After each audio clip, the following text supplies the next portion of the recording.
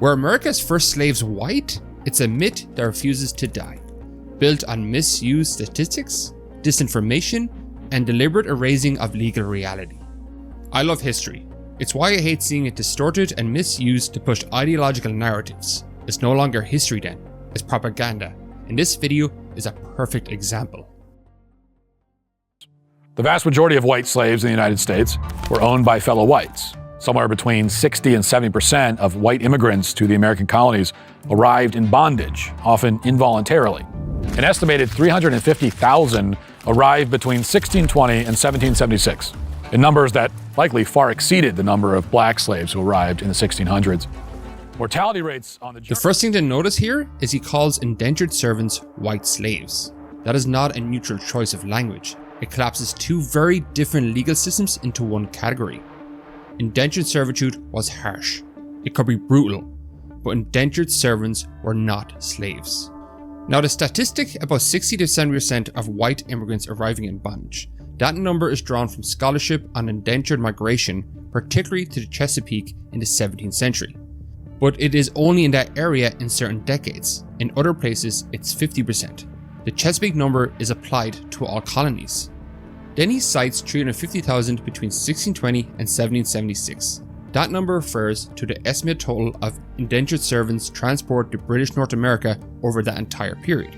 It is within the range historians give, and he says it's more than the numbers of black people arrived in the 1600s. But watch the framing. He compares 350,000 indentured servants from 1620 to 1776, a span of over 150 years, to the number of enslaved Africans who arrived in the 1600s only. But if you extend the comparison to the same time range, 1620 to 1776, the numbers change dramatically. After 1700, the transatlantic slave trade to British North America increased sharply.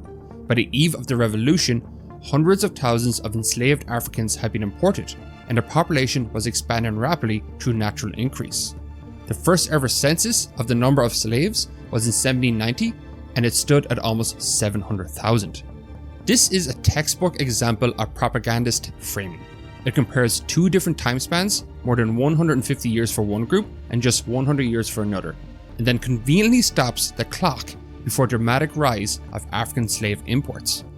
By manipulating the time frame, the argument creates the false impression that indentured servitude and racial slavery were comparable in numbers. They were not. The framing obscures the explosive growth and permanence of chattel slavery and instead invites viewers to equate a term-limited labor contract with lifelong hereditary bondage. This is not accidental. It is a deliberate misuse of the data to blur reality. Mortality rates on the journey to the colonies often exceeded 20%. Many of them were legally classified as indentured servants under British law. Indentured servitude was, in theory, a contract entered between a poor person and a sponsor, in which the sponsor pays for the poor person's transit across the Atlantic in exchange for a set period of bondage. That, however, is the textbook definition. Reality was much harsher. In the early colonial period, there were not substantial differences between indentured servants and black slaves. Many were subjected to conditions of such brutality, duration, and heritability that historians increasingly regard slave as the more accurate term. There's no question that indentured servitude was slavery. This simply isn't true. Treatment was harsh, for that there is no doubt. But to equate it with chattel slavery and say just because it could be brutal, therefore it's the same, completely distorts the reality of the situation.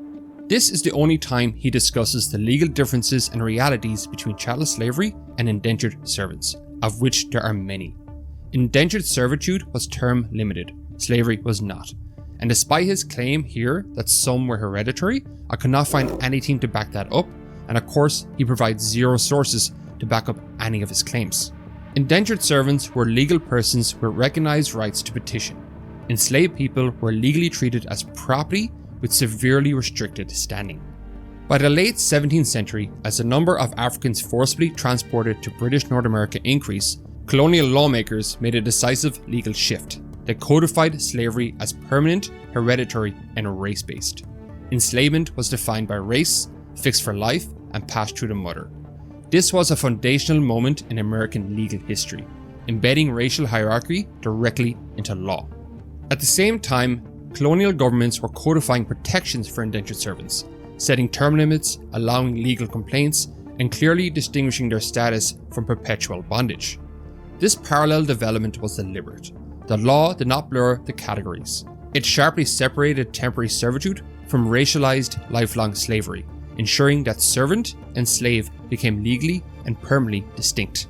Virginia's mid-1600s servant statutes regulated the length of service, required written contracts or court-set terms, mandated freeman dues at the end of service, and allowed servants to petition courts over mistreatment.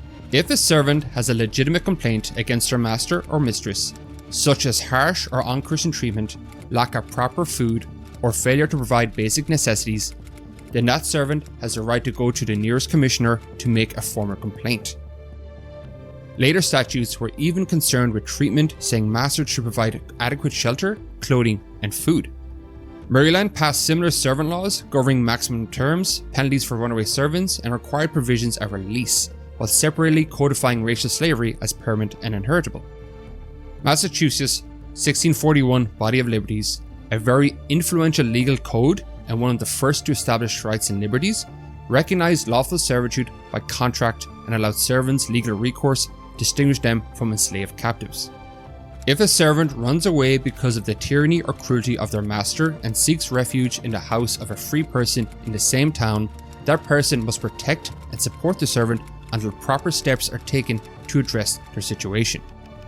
If a master deliberately puts out the eye or knocks off the tooth of a male or female servant, or otherwise maims or seriously disfigures them, unless it happens purely by accident, the servant must be freed from service. The court must also award the servant additional compensation. Servants who have served diligently and faithfully for 7 years and have benefited their masters must not be dismissed with nothing. None of these protections existed for slaves. The very existence of separate legal frameworks demonstrates that colonial governments did not treat indentured servitude as identical to chattel slavery. The claim that historians increasingly regard slave as a more accurate term for indentured servants is simply not representative of mainstream scholarship. Historians distinguish the two systems precisely because the legal and hereditary differences mattered structurally.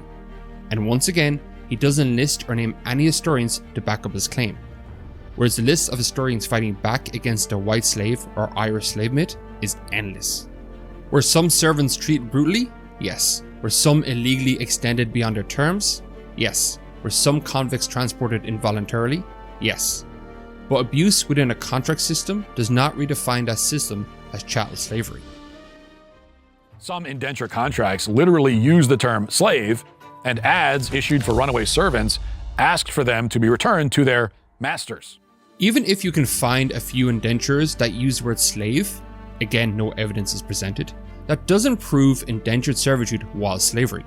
In early modern English, slave could be used loosely or rhetorically, but legal status was defined by law and contract.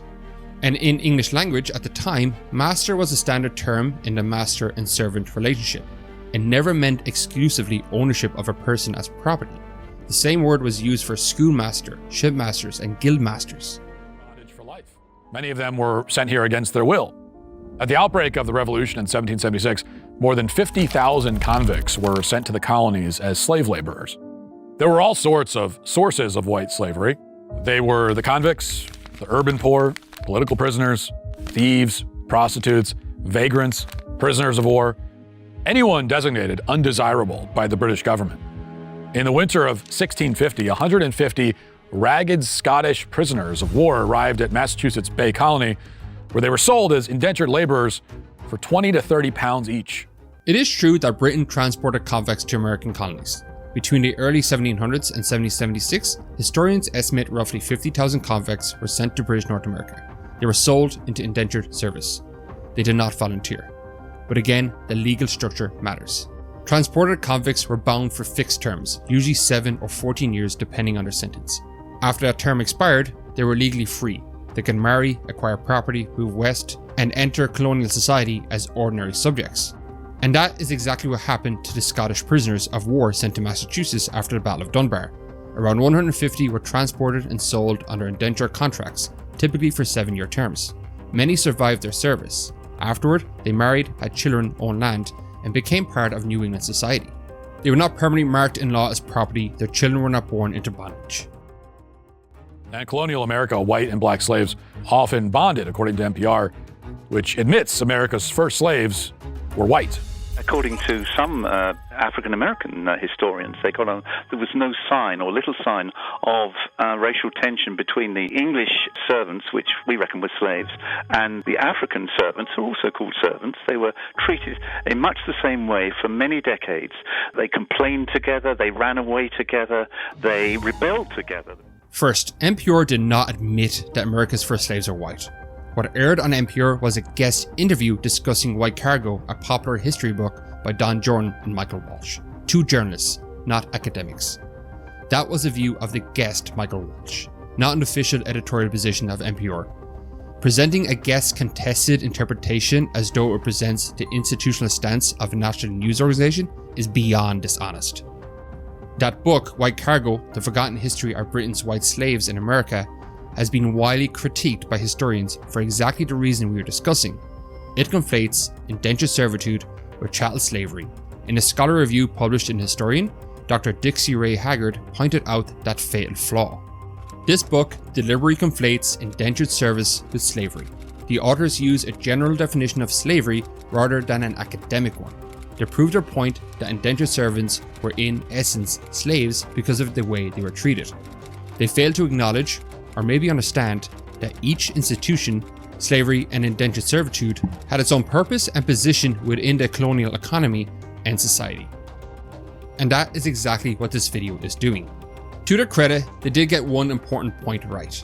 Indentured servants and enslaved people did at times form bonds, cooperate, and even resist together.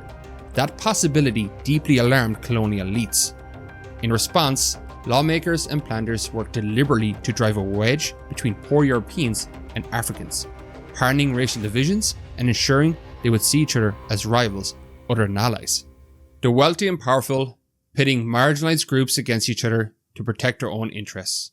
We can never imagine something like that happening today. In early Virginia and Maryland, indentured servants, mostly English, Irish, and Scottish, did the same jobs that enslaved Africans would do in the 19th century, mostly tobacco farming. Conditions were so bad that 40 to 50% died before completing their terms. A 1671 report from Virginia Governor William Berkeley noted that the number of white slaves arriving vastly outnumbered black, quote, "We suppose there come in of servants about 1,500, of which most are English, few Scotch, and fewer Irish, and not above 2 or 3 ships of Negroes in 7 years. He then went on to note that in the early years of the colony, 80% of servants did not survive the first year. First, the basic labor point is true. Early Virginia and Maryland relied heavily on indentured servants for tobacco work, the same kind of work that will be done by enslaved Africans. That's well established. But the claim that 40 to 50% of indentured servants died before completing their terms is unfounded. Again, there is zero citation, but the best I could find is from Lorena Walsh. Walsh estimated that between 20 and 40% of indentured servants in Charles County, Maryland died before completing their terms. In Virginia, between 1618 and 1624, the estimated annual death rate was a staggering 28%, and it ranged upwards to 37% in the Jamestown area. The Jamestown figure was probably exceptional, where mortality still remained at 14% for the next decade. If 37% was considered exceptional, then the claim that 40 to 50% died across the entire region is almost certainly overstated. It also leaves out a crucial point. Death rates for everyone living in the Chesapeake area were extremely high. Seasoning was a term used for surviving the first year or two, when disease was rampant and your immune system hasn't adapted. So while those numbers are high, and they were not unique to indentured servants. So these figures are stretched and then stripped of context to make the situation appear far more extreme than the norm. Then comes the Berkeley quote that 80% of servants didn't survive the first year. What Berkeley was responding to was the following question. What number of people have yearly died within your plantation and government for these 7 years last past, both whites and blacks? His response was, unless we had a particular registrar office for the denoting of all that died, I cannot give a particular answer to this query. Only this I can say, that there is not often unseasoned hands, as we term them, that die now, whereas heretofore, not 1 of 5 escaped the first year. First, he was referring to everyone under his governorship, not slowly enslaved people or indentured servants. That's quite the distinction. And as he admits, there was no formal registry of deaths, meaning he is estimating, and we are ultimately relying on his word. A central principle of historiography is evaluating context and motivation. At the time, Sir William Berkeley was under scrutiny from the Crown. That matters. He therefore had every incentive to emphasize a bleaker past and contrast it with a more stable and improved present under his leadership. This does not automatically make his figures false, however, given that he is speculating and that he is a politician defending his record while under examination, no careful historian would accept his claim as fact without corroborating evidence. The 1860 census offers some context that's left out of the history textbooks in this country. That year, there were 3,953,760 slaves and 487,970 total free colored population in the slave states in 1860. The reality is that a very small percentage of freed blacks and American Indians owned slaves, but the same is true for white Americans. In the 1860 census, at the very height of slavery, there were 393,975 slave owners in the U.S. out of a total population of over 31 million. That translates to about 1.2% of the population. The vast majority of American whites never owned any slaves. That's a critical point when in the context of modern calls for reparations. The calculation of 1.2% is technically correct, but misleading and meaningless. The 31 million includes enslaved people, which immediately skews the percentage downwards. It also includes women and children, large portions of the population who cannot legally own property. Census data recorded only the head of household as a slaveholder, obscuring the fact that spouses, children, and extended family members lived in and benefited from slave-owning households. The idea that wives, children, and whoever else lived on the plantation weren't slave owners is laughable, but it's the argument being pushed here. When measured more appropriately, the picture changes completely. Of roughly 1.5 million free households in the slave estates, about 385,000 owned slaves. That means over 25% of southern households were slaveholding. That's quite a far departure from 1.2%. And the idea that only the head of a slave-owning household was responsible for or benefited from slavery is ludicrous. Slavery was a foundational economic system woven into the fabric of the nation. Its profits flow through markets, institutions, and public revenues, shaping the broader economy. The benefits were felt all over the nation, extending well beyond those who legally held title to enslaved people. Even those who opposed slavery lived within and materially benefited from an economy structured and enriched by slavery. By 1860, slave-produced cotton accounted for roughly 57 to 60% of all US export value, making it the single largest US export and a dominant source of foreign exchange earnings. The total market value of enslaved people that year was estimated over $3 billion. Recent work by Gavin Wright suggests the enslaved workers' production share of GNP was roughly 12%, and that the slavery's indirect effects on shipping, finance, insurance, and northern manufacturing further expanded its economic footprint. The accumulated capital did not vanish after emancipation. Land holdings, commercial networks, and financial institutions built on slave labor were passed through inheritance, reinvestment, embedding slave-generating wealth into regional and national economic structures that endured well beyond 1865.